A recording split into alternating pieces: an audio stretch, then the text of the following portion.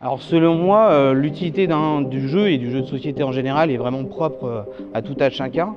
Pour ma part, c'est l'occasion de me retrouver avec des amis autour de jeux, de passer des bons moments, de nous divertir et puis de mieux se connaître. Pour les enfants en particulier, le jeu peut avoir des vertus notamment en matière de discipline, d'écoute, de logique, mathématiques aussi assez souvent. Pour des personnes plus âgées, le jeu a aussi un facteur de convivialité, de pouvoir être ensemble, puisqu'on sait que l'isolement est souvent une problématique chez les personnes âgées. Il a aussi des fonctions neurologiques, de mémoire. Le jeu a le pouvoir de créer du lien social. Le jeu a le pouvoir de faire société, d'être en société, de se faire parler, jouer, d'échanger, de rire, de crier.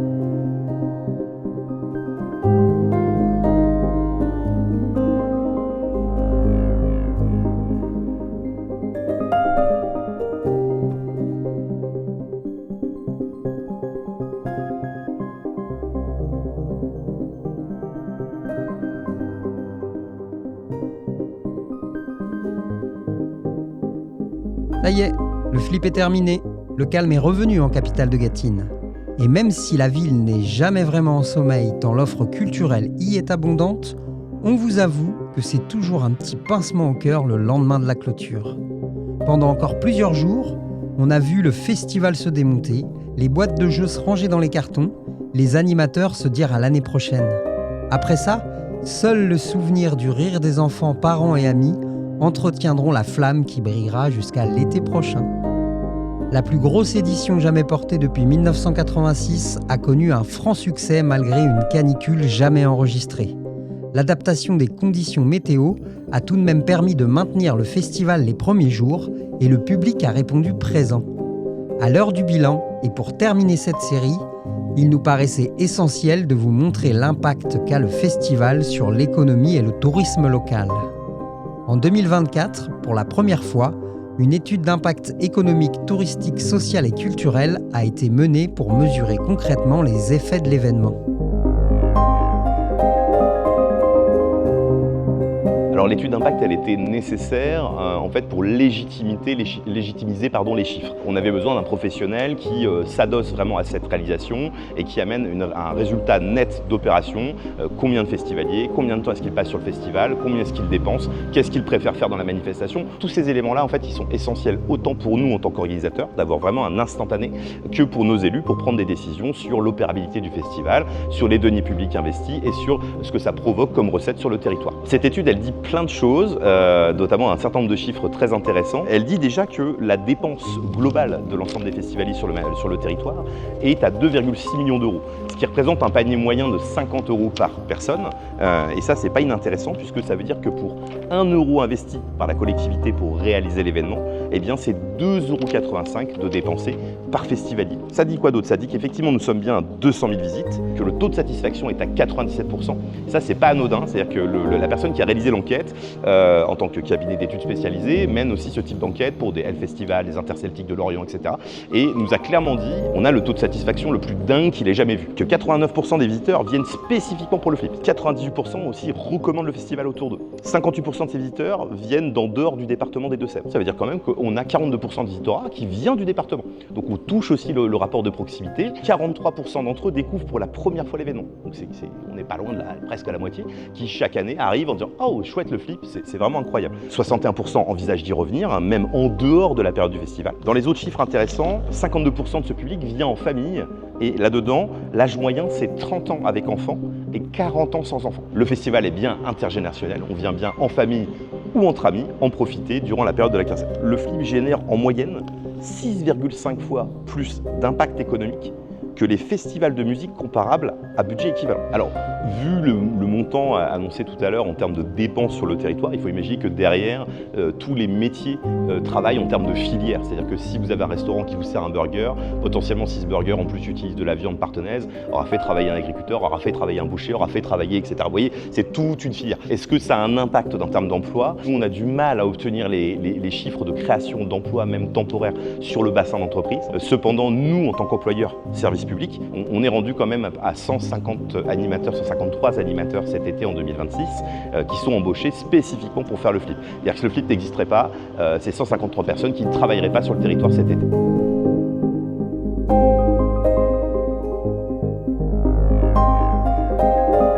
résultats sont sans appel.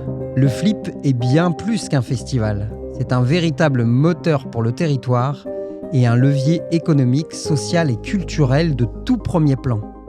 Le Festival des Jeux est un événement qui favorise le tourisme de séjour et qui attire tout azimut. Il y a les locaux qui profitent d'étapes de jeux, mais aussi des excursionnistes, des personnes du département ou des départements limitrophes qui viennent pour la journée. Et il y a aussi des passionnés qui viennent de plus loin, parfois de l'étranger, et qui vont chercher à se loger en Gâtine. Émilie Biraud, chef de projet pour le Pays d'Art et d'Histoire de Parthenay-Gâtine, confirme cette dynamique.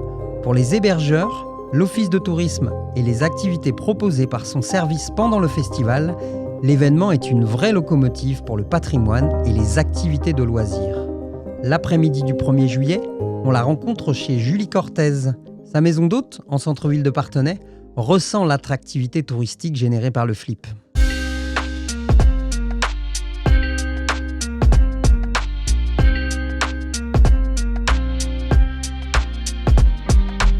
Grâce à une étude qui a été réalisée en 2024, on sait que l'on approche en moyenne 5 nuitées. C'est un chiffre qui montre bien que les personnes sont amenées à rester plusieurs jours sur le territoire, parfois même plus d'une semaine, pour profiter du festival et des richesses du territoire. Il y a un taux de remplissage assez important des hébergements professionnels qui sont proposés sur le territoire. Il y a un sentiment depuis plusieurs années vraiment de pénurie d'hébergements à Parthenay et dans les communes situées à proximité pendant la période du Flip, et c'est pour cela que depuis 2 ans, la communauté de communes de Parthenay-Gâtine lance un appel aux habitants pour proposer un logement temporaire pendant le Flip. Donc ça peut être une chambre chez l'habitant ou bien un coin de jardin qui va pouvoir permettre d'installer une tente. Et pour cela, l'Office de tourisme est là pour orienter, conseiller, faciliter les démarches des habitants qui souhaitent se lancer dans cette expérience. Pendant la période du Flip,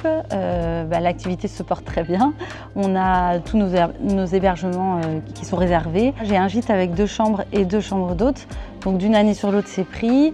Il y a 2 ans, là, dans le gîte, j'ai des éditeurs de jeux qui viennent et ils voulaient me faire un chèque de caution pour les 5 années à venir. Les festivaliers semblent plutôt satisfaits de l'offre d'hébergement. La preuve, c'est que justement, ils reviennent d'année en année pour profiter du festival et bien souvent, ils réservent leur hébergement d'une année sur l'autre. Ils s'y prennent très tôt. Il n'est pas toujours évident de savoir quand des touristes viennent, s'ils viennent parce qu'ils sont venus avant pour le Flip, mais on a quand même des témoignages de personnes qui nous disent qu'elles ont connu le territoire grâce au Flip et qu'ensuite elles ont eu envie de découvrir le territoire, de revenir. L'étude qui a été réalisée montre cette envie des touristes de revenir aussi en dehors du festival pour découvrir le patrimoine et l'offre de loisirs proposée. Pour ma part, les gens qui viennent là pendant le Flip ne reviennent pas en dehors du festival. J'ai les mêmes personnes depuis plusieurs années et non, ils viennent vraiment que pour le festival. Il y a un vrai enjeu à faire en sorte que les personnes qui viennent profiter du Flip aient envie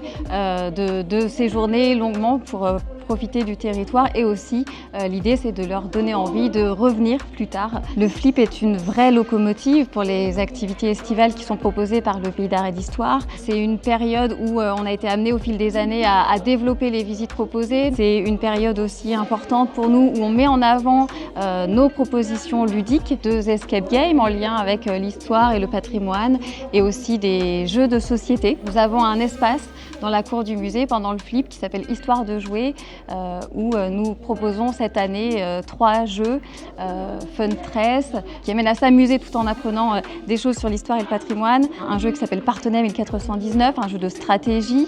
Et puis par ailleurs Let's Go, qui lui est en rapport avec la rue Lavaux-Saint-Jacques, les maisons à pans de bois et où il faut être le premier à construire sa maison à pans de bois avant ses voisins. Pendant le festival, nos festivaliers sont très joyeux, c'est très très sympathique.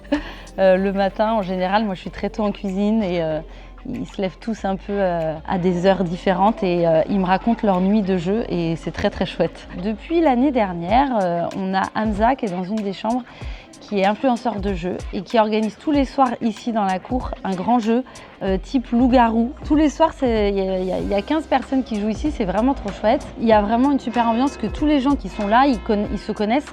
Donc ils organisent des apéros, on est invités. Parfois, il y en a qui jouent un peu partout, là, même quand c'est fermé, ils font des jeux de société. Et c'est vraiment la bonne ambiance. Le dernier jour, en général, le dimanche, ils sont tous là à tourner et à pas vouloir partir. Pour moi, les 12 jours du flip, alors c'est intense, mais c'est la colonie.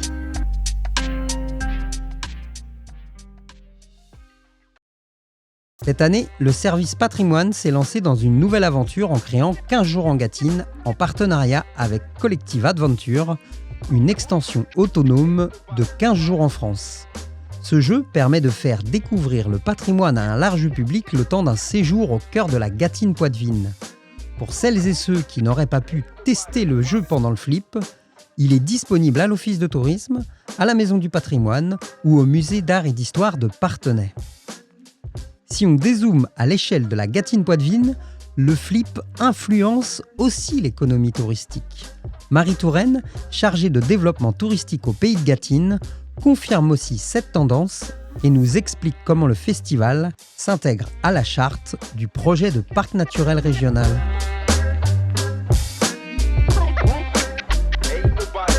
Forcément que le flip a un impact sur toute la Gâtine à partir du moment où c'est le premier festival du territoire et également un des premiers, voire le premier en Deux-Sèvres. Ça a forcément un impact puisque les gens viennent passer une semaine ou quelques jours. Ils ne font pas que le flip, ils viennent aussi visiter l'ensemble des sites et en profitent pour visiter le reste des communes de Gâtine. Et d'autant plus qu'on s'appuie sur le flip pour faire rayonner le territoire en termes de promotion et de visibilité de la Gâtine. Le retour des prestataires sur le festival, forcément les hébergeurs voient l'impact puisque les joueurs ne sont pas hébergés que sur Parthenay pour trouver un hébergement de qualité et pour pouvoir accueillir tout le monde. Ils vont se loger sur l'ensemble de la Gâtine, pas uniquement sur Parthenay et Parthenay-Gâtine, mais sur les communes en frange.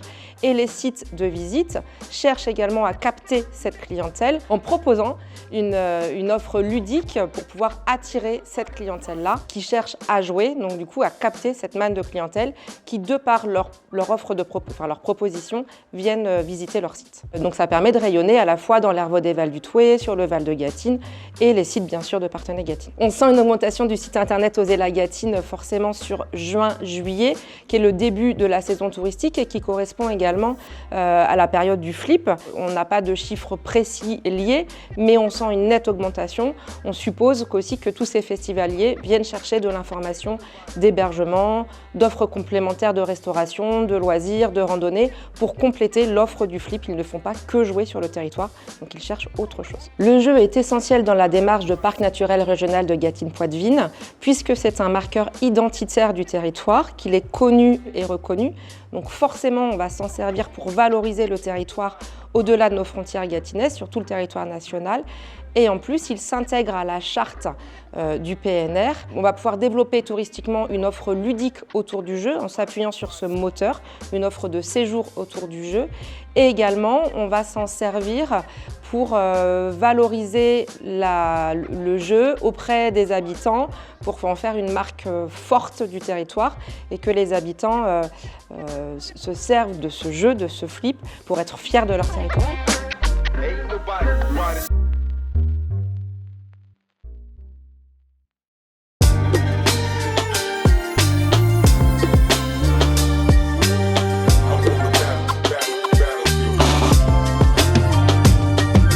Et bien voilà, je crois que cette fois-ci on a fait le tour. 40e édition terminée, et déjà l'attente de la 41e est interminable. Si au début de l'été prochain, vous passez à l'ouest, mettez le clignotant direction Parthenay, une ville en jeu vous y attend.